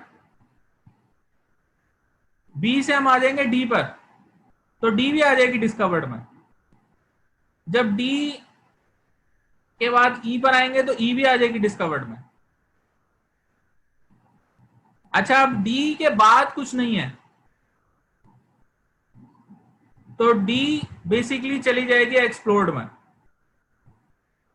फिर ई के बाद भी कुछ नहीं है तो ई चली जाएगी एक्सप्लोर्ड में। फिर डी और ई विजिट हो गए हैं तो अब बी चली जाएगी एक्सप्लोर्ड में। फिर सी एफ जी वगैरह भी जब एक्सप्लोर हो जाएंगे तो फिर ए भी चली जाएगी एक्सप्लोर्ड में। एक्सप्लोर्ड का मतलब है कि आपने उसको विजिट कर लिया है, उसको अच्छी तरह एक्सप्लोर कर लिया है। ठीक है, डिस्कवर्ड का मतलब है कि अभी आपने उसको डिस्कवर किया है लेकिन उसके चिल्ड्रन को नहीं देखा अभी। जब आपने नोट को और उसकी चिल्ड्रन को हर तरह देख लिया ना, उसके आगे की हर चीज अच्छी तरह पॉसिबली देख ली है, तो वो एक्सप्लोर हो गई। और पहली दफा जब आप उस पर जाते हैं तो वो डिस्कवर होती है। तो होता क्या है कि सर्च का जनरल आइडिया ये है कि पहले तमाम लिस्ट जो है ना वो अनएक्सप्लोर्ड में होती हैं, फिर हम उनको मूव करके फ्रंटियर पे ले जाते हैं और फिर हम उनको एक्सप्लोर्ड में लेके जाते हैं। ठीक है, तो ये बात समझ में आई मैंने क्या कहा है?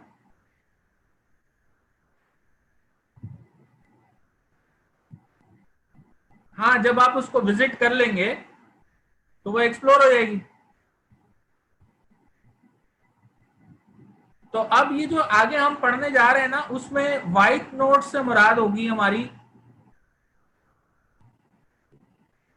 व्हाइट नोट से हमारी मुराद होगी अनएक्सप्लोर्ड, ग्रे नोट से हमारी मुराद होगी फ्रंटियर, और ब्लैक नोट से हमारी मुराद होगी एक्सप्लोर्ड। ठीक है, आगे जो एग्जांपल आ रही है ये भी डिस्कवर और अनएक्सप्लोर्ड जो है ना, ये अभी एग्जांपल में आगे आएंगे तो बात समझ में आ जाएगी।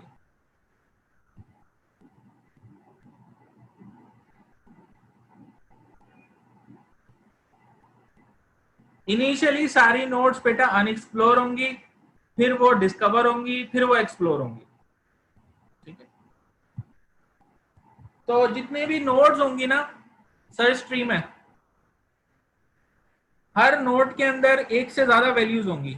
ये आपको याद होगा, अगर आपको डेटा स्ट्रक्चर याद हो तो उसमें आपने लिस्ट वगैरह बनाई थी, लिंक लिस्ट, तो उसमें एक डेटा होता था और नेक्स्ट नोड का एड्रेस होता था। तो हमारी इस नोड में क्या क्या होगा, उस नोड में स्टेट होगी, हाँ डिस्कवर फ्रंटियर, पेरेंट का होगा कि भाई पेरेंट कौन है इसका, एक्शन रिलेटेड इंफॉर्मेशन होगी, पाथ कॉस्ट होगी, हर नोड में ये इंफॉर्मेशन रखी हुई होगी।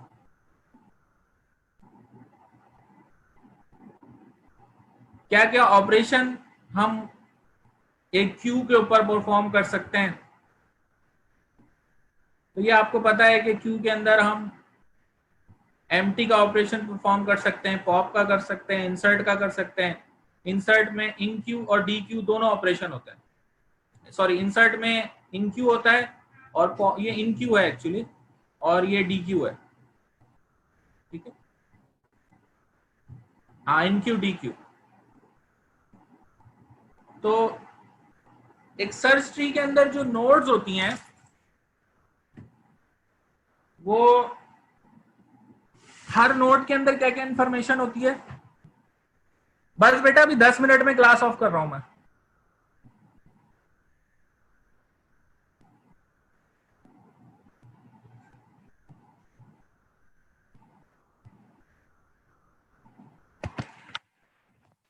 तो आप जरा इसको गौर से समझ लें, कोई भी स्टेट है, ये जो है ना एक स्टेट है, ये प्रॉब्लम कौन सी है, ये 8 स्टेट प्रॉब्लम है। 8 स्टेट प्रॉब्लम की एक स्टेट है, 8 पजल प्रॉब्लम है उसकी एक स्टेट है। ये स्टेट एक्चुअली एक नोड है। इस नोड के अंदर आप कौन सा एक्शन परफॉर्म कर सकते हैं,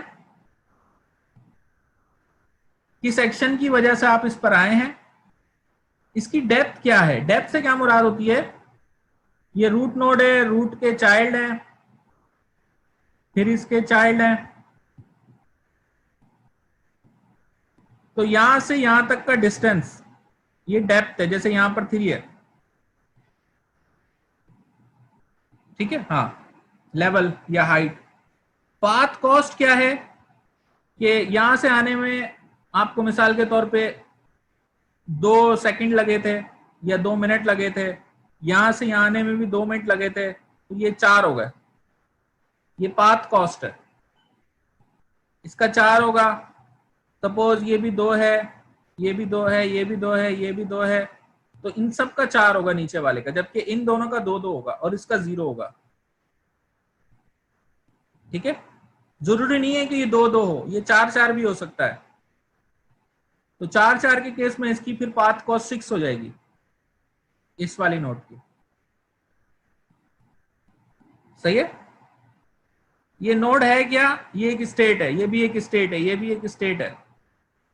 नॉर्मली इस किस्म के प्रॉब्लम में तमाम स्टेट की जो पाथ कॉस्ट, जो एक स्टेट से दूसरे स्टेट में जाने की कॉस्ट, वो सेम होती है। इसमें समझाने के लिए इन्होंने 6 लिखा हुआ है। इसका मतलब ये है कि यहां तक आप 6 स्टेप्स परफॉर्म करके पहुंचे, क्योंकि इसमें सबकी कॉस्ट 1 है। यानी आपने कोई स्टेप परफॉर्म किया, फिर दूसरा किया, फिर तीसरा किया, फिर चौथा किया, फिर 5वां स्टेप परफॉर्म करके 6ठा स्टेप परफॉर्म करने पे आप यहां पहुंचे, तो इसलिए इसकी पाथ कॉस्ट 6 है।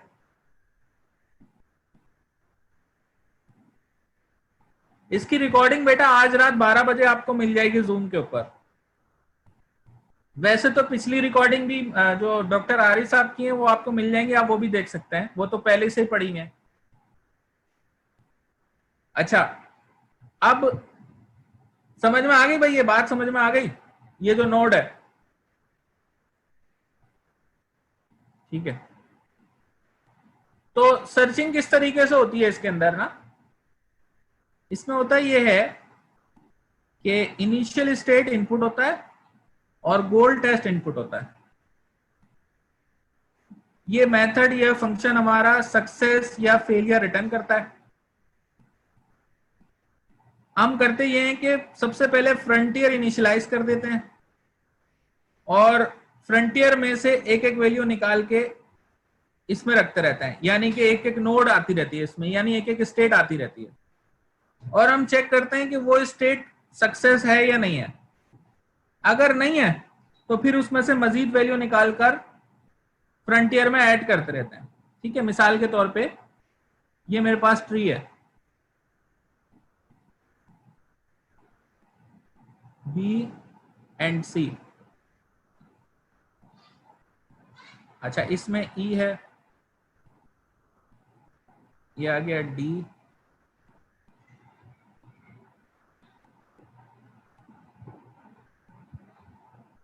सपोज ये ट्री है, इसमें से हर नोड एक स्टेट है, तो इनिशियल स्टेट क्या होगी, ए। जाना हमें एफ पर है, तो ए, एफ हमारी गोल है और ए हमारा इनिशियल स्टेट है। फ्रंटियर में इनिशियली कुछ भी नहीं होगा, और जब हम इनिशियल यहां पे जाएंगे, इनिशियल स्टेट इसमें डाल देंगे, तो फ्रंटियर में ए आ जाएगा। फ्रंटियर क्या है समझ लें, एक लिस्ट है। सही है, तो ये लाइन जब चलेगी तो फ्रंटियर में ए आ जाएगा। अब फ्रंटियर से निकाल के हमने जो भी स्टेट है उसको चेक किया कि भाई ए जो है वो सक्सेस है कि नहीं है। अब ये ए जो है ना वो फ्रंटियर से निकल गया है इस लाइन पर। आपने चेक किया ये सक्सेस तो नहीं है, क्योंकि सक्सेस तो आएगा जब एफ होगा। तो अब आपने क्या किया कि जो भी स्टेट है यानी कि ए, उसके नेबर्स निकाले। नेबर्स कौन कौन है, बी सी, और बी और सी को फ्रंटियर में ऐड कर दिया। ठीक है, फिर आप ऊपर आए और फ्रंटियर में से स्टेट निकाली, बी निकाली। ठीक है, फिर बी को चेक किया, फिर सी को चेक किया, तो ये दोनों भी सक्सेस नहीं हुए। चाइल्ड नोड भी हो सकते हैं ऐसी। एक्चुअली चाइल्ड से मुराद क्या होती है, देखो ये जरूरी नहीं है कि, ये तो मैंने ट्री समझाने के लिए यहां कर लिया ना। अगर मैं ऐसे चाहता तो ऐसे भी लिख सकता था कि ए के पास जो है वो बी का भी एड्रेस है और सी का भी है, ऐसे भी तो लिख सकता था मैं। मैंने तो ये समझाने के लिए ट्री बनाई है। तो बेसिकली फिर बी और सी भी नहीं मिलेंगे, तो फिर ये ऊपर आएगा। अब फ्रंटियर में क्या क्या ऐड हो जाएगा भाई, अब फ्रंटियर में बी और सी के नेबर्स हो जाएंगे, यानी ई डी भी ऐड हो जाएंगे और जी और एफ भी हो जाएंगे। फिर ये इनको चेक करेगा, ई को करेगा, डी को करेगा, हाँ जी को करेगा, एफ को करेगा। एफ करने पे इसको ये जो कंडीशन है ये सक्सेस रिटर्न कर देगी, तो ये फिर यहां से सक्सेस रिटर्न कर देगा। अच्छा एफ भी हो जाएगा, अब फ्रंटियर खाली हो जाएगी, फ्रंटियर खाली हो जाएगी तो ये लूप एंड हो जाएगा, लूप एंड हो जाएगा तो यहां से ये फेलियर रिटर्न कर देगा। इन केस अगर अगर हमारा जो है वो एफ भी ना होता, हमने कुछ और दे दिया होता, एम वगैरह दिया हुआ होता, तो फिर फेलियर रिटर्न होता। अगर एफ है तो ये यहां से सक्सेस रिटर्न कर देता। तो ये एक सिंपल सर्च है, ट्री सर्चिंग है जो कि हम परफॉर्म करते हैं। ठीक है, चले आज की क्लास में हम इतना ही रखते हैं।